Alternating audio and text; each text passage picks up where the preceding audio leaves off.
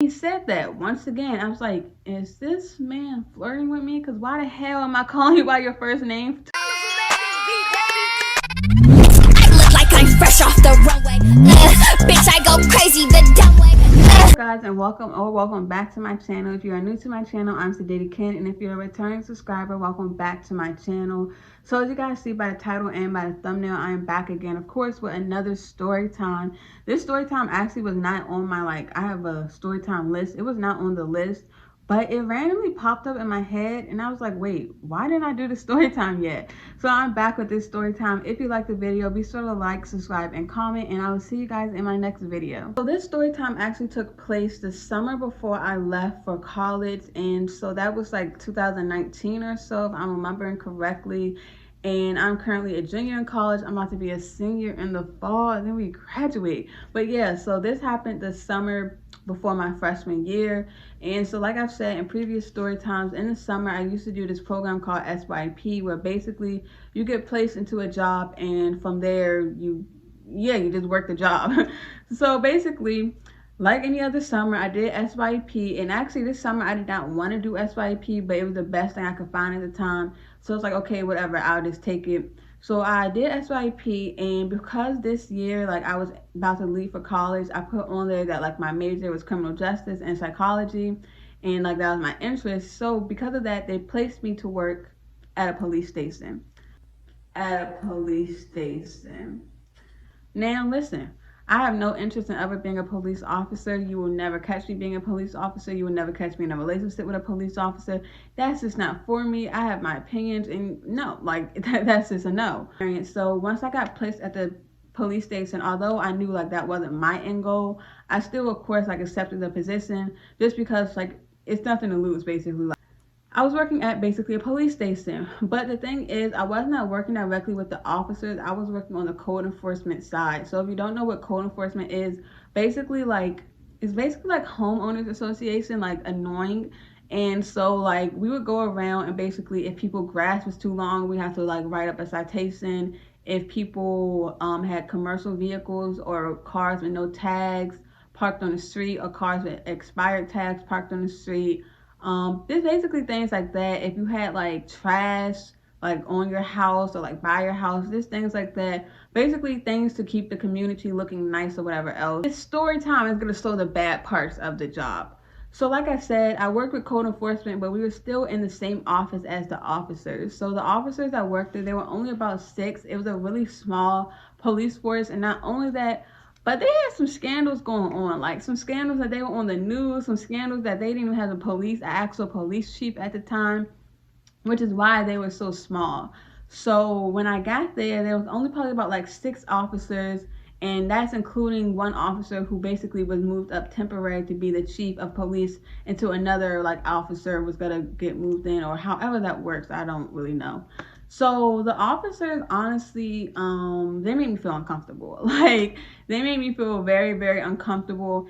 And like, although I have my opinion on officers, obviously I did not walk into there like automatically like, oh, I'm gonna hate it there. You know what I mean? Like, no, I walked in with an open mind, but they still made me very uncomfortable. And not only that, but they were also Black officers, that makes it a little bit more comfortable than opposed to being, just being real. You know what I mean?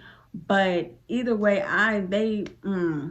first, the way that they would talk about people is kind of like, you do realize like their taxpayer money is paying you, right? Like, people would call, and like, not gonna lie, there will be some people who will call for things because, you know, there are people that abuse 911 and abuse calling the police, but there would be some people who had like legit like complaints or concerns, and they would be complaining. And like, I understand like people complaining about their jobs, but it's like, as an officer, like, you literally have people's lives in your hand, like literally, and you're complaining about things like that. Go get another job. Like, you went through the police force, the whole training, police academy and stuff, and you want to complain about small things like this? You need a new job. That the officers also made me uncomfortable because honestly, like, they would say things, and I would be like, was he just flirting with me? And I'd be like, nah, like, he can't be flirting with me at work. Like, these officers may be unprofessional, but they can't be that unprofessional, right? And like, being in a work environment where you have to keep questioning if somebody's flirting with you is actually very draining. It makes it feel like you're going crazy, And this incident that I'm about to tell you guys made me realize, okay, I'm not crazy. These officers have legit been flirting with me. So basically, towards the end of the summer, SYP only lasts for 6 weeks. So towards the end of the summer, because of like how punctual I was, how much I helped around the office and everything else, they basically asked for me to stay on until I left for college. They actually wanted me to stay on after that, but I'm like, no, I need to go to school. Basically, towards the end of the summer, and this was in a part of where I was no longer in SYP, where they had hired me on, where there was a whole bunch of like 2 new officers basically who had got hired. And like I said, it was a small force and they had all this stuff going on, which is why they're hiring new officers. So because they were new officers, I guess that they were trying to, I don't even know what it's really called, but all I'm gonna say is they were giving out a lot of tickets. Like, there was one day I came in and basically the officers, they had like this assistant who would also be in the front like with me and my supervisor, and she was basically talking about one of the officers, and she was like, yeah, he came in and he gave me this whole stack of tickets to process. He's giving out a lot of tickets. So when that happened, please tell me why my grandfather was one of the people who got a ticket. My grandfather. So I don't feel like explaining the whole reason why he got a ticket, but basically he got a parking violation ticket. So when he got the ticket, my grandfather told me about the ticket, and because he knew I worked there, he basically asked for me if I could like see if I could get it avoided if I explained the situation to them, and it really wasn't a situation that was his fault. So I went to work the next day, and basically I explained the situation, and the police officer assistant was being very difficult. Like, she was a very difficult lady. There was this one day where I was supposed to be helping her at this outside event, and she was being so difficult. I went to my supervisor and I was like, look, I gotta go. Like, I cannot continue working with this lady. Like, and my supervisor even knew she was being difficult because my supervisor let me go home. But yeah, so she was being very difficult and like, well, I don't know. We used to be able to avoid tickets, but I don't know. And when she was doing all that, my other coworker was like, girl, just void the ticket. Like, we always void tickets. Like, it's no big deal. And she's like, well, I don't know. So at that point, I was like, okay, you know what? Never mind. Like, it's no big deal. Because one thing about me, if you say no, just say no. Like, I'm not about to go back and forth with you. I'm not about to beg nobody for nothing. I don't care what it is. And it's not that deep. Like, the ticket not about to break him. It's not like he about to go to jail for a parking violation. Like, just, okay, you can't avoid it. Okay, just leave it at that. So after that, the day went on basically, and there was randomly she told me, hey Mackenzie, I'm about to transfer this call to you. It's one of the officers. He's gonna help you get the ticket voided. So when she told me that, I was like, oh great, like I'll be able to get the ticket voided, you know what I mean, because I wanted to get the ticket voided for my grandfather. So she transferred the call to me and I answered, and when I answered, I automatically realized this is not the officer who gave the ticket. Like, what? So I answered, and I was like, hello, and the officer was like, hello, is this Mackenzie? And I'm like, yeah, this is me. And he was like, okay, well, this is Officer, let's just insert a random last name. This is Officer Smith, but you can call me Andrew. And when he said that, once again, I was like, is this man flirting with me? Because why the hell am I calling you by your first name to void a ticket? Like, and he was like, here, I'm going to give you my number. Just write it down. Now at this moment, this is where I should have realized, okay, you're not crazy. This officer is definitely flirting with you. But keep in mind, this is a whole, like, this man had to at least be like 40. So at that moment, I am not thinking that a 40-year-old man who has a whole career is flirting with little 18-year-old me, because what the hell do you want from me? I mean, of course, older men be trying to manipulate young girls. But at that moment, I'm not thinking that. Like, I'm not thinking you're going to try to flirt with somebody who you literally work with, because I could report that. You know what I mean? Like, and I wouldn't think that you would risk your career for a little 18-year-old, you know? But I'm like, okay. So I write down his number, once again thinking, still trying to convince myself, no, you're crazy. He's just about to help you with the ticket. I don't know why exactly I would need his cell phone number for him to avoid a damn ticket. But like I said, I'm trying to give them the benefit of the doubt. And this really sucks. Like, when you have your intuition, but you're trying to convince yourself you're wrong, that's probably one of the worst feelings ever, because then when you find out that you were right, it makes you like not trust yourself. It's a really bad like feeling. But anyways, so I took down his number, and like I felt really uncomfortable about it. But once again, I'm trying to convince myself, like, no, like, you're probably overthinking it. And especially because I was only going to be there for like probably 1 more week after that. So my thinking is like, even if it is something more, if I tell them, they're not going to do anything about it because I'm about to leave. This officer he's here. You know what I mean? So if at the end of the day, they're probably going to just say, okay, well, you're about to leave. And basically they'll probably tell me they're going to handle it. And then like once I leave, they'll just sweep it under the rug. So I texted him and I think I said like, hey, this is Mackenzie. And I forgot what he replied and said, but I know like when he replied, that's when it clicked like, nah, something is off. And not only that, but I have no interest in talking to somebody who is significantly older than me. It's weird to me because if you're significantly older than me, you should be significantly like further than me in life. And so you shouldn't want to lower your standards, basically, if that makes sense. And I know that there's some relationships that they have big age gaps and stuff, but I will never be in one. Like, you cannot convince me that there's not some type of grooming that happens in most relationships where there's big age gaps, or that the person who is older is a little off, and there's a reason why women their age don't want to talk to them. Like, there's no. And not only that, but if I'm being real, if I was to talk to somebody who's going to be significantly older, they got to be rich or something, because officers don't make enough. No. So either way, we're texting basically, and it's not really much of anything. And I'm like, okay, so are you going to avoid the ticket? And somehow the conversation switches to, we should go out for lunch someday.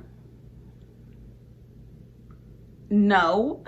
Like, and when he said that, I literally did not even reply. I didn't even like say like, this is unprofessional, I thought it was about a ticket. No, I just left it alone. Like, I wasn't about to give my energy into it. I was like, you know what, I'm about to leave for college, it's no big deal, I would never see this man again, I'm gonna just leave it alone and let it be, basically. But then after that, so basically that was the end of that situation. I went back to work, and that whole week I was like, please don't let me see him, please don't let me see him. And conveniently, after I stopped texting him back, guess who stopped coming in the office so much? Guess who it seemed like was randomly out on patrol 24/7? Yeah, that creepy ass officer. And he really wasn't even the only officer though. There was another officer there also who I felt like would be flirting with me. But this man had a whole wife and kids. So in this situation, I was really trying to convince myself like, no, like there's no way this man is about to risk his whole wife and kids for a little 18-year-old. But working here made me realize that men are actually really disgusting and that they do not care, because you're flirting with an 18-year-old and you have wife and kids. Like, I feel bad for his wife and kids, honestly. I really do, because I know I can't be the only young girl that he's trying to flirt with. And there was another officer there too. Every time I was thinking about him more and more. All of the officers there were really creepy, and now that I'm really thinking about it, those officers were close too. I really do feel like all of them were plotting on me, and they're trying to see which one of them would go yeah first. And unfortunately for them, but fortunately for me, I am not dumb, and none of them got to. Like, ew. I have no interest in being with somebody who is 10 or 20 plus years older than me. Like, ew. No, I am good. So like a week went by and it was time for me to leave for college. So I stopped thinking about the situation. It's no big deal to me at that point, although it really is, because that was low-key sexual harassment. But I basically just swept it under the rug, like, okay, it is what it is, I'm moving on with my life. So after that, probably about maybe 2 weeks, I'm on my campus minding my business, enjoying being a fucking college student, and this old ass officer texted my phone again, talking about some, I don't know what he said, but he said something about like, hey, I'm by your school, do you think I could see you sometime? And he knew what college I went to, because like we would talk about it in the office, like, hey, yeah, she's going off to university, and I don't know if I want to say my school on here, but basically saying what school I'm going off to. Sir, if you don't turn around and go back to where you came from, if I did not reply to your text before asking me to go out to lunch, why would I want to meet you on my college campus? People are going to think I'm out with my dad. You guys think I replied? No, I did not reply. I immediately blocked him at that point. Like, I had forgot to block him before because I just deleted the thread, and it's just like he never followed up. Literally, I deleted the thread, said that was weird, and moved on. When he texted me again, I was like, oh, okay, no, you're actually a weirdo. Like, I actually have to block you. So yeah, I blocked him. Luckily, that's the furthest it ever went. I have never saw this man again since. I don't even remember his name, but I probably feel like if I saw his face, I would probably remember it's him. He was definitely weird. All those officers were definitely weird. Thinking about it now that I said the story time out loud, I'm pretty sure they're plotting on me. Unfortunately for them, but fortunate for me, I am not dumb. Story time about my creepy coworker. A lot of officers are actually very creepy just due to the fact that they know the power that they hold. And yeah, that's the story time. And the moral of this story is to listen to your intuition. If you feel creeped out at work, you're probably not crazy. And yeah, that's the story time. And nothing else to really say. Thank you guys so much for watching, and I'll see you in my next video. I look like I'm fresh off the runway. Bitch, I go crazy the dumb way. Bitches wanna be me one day.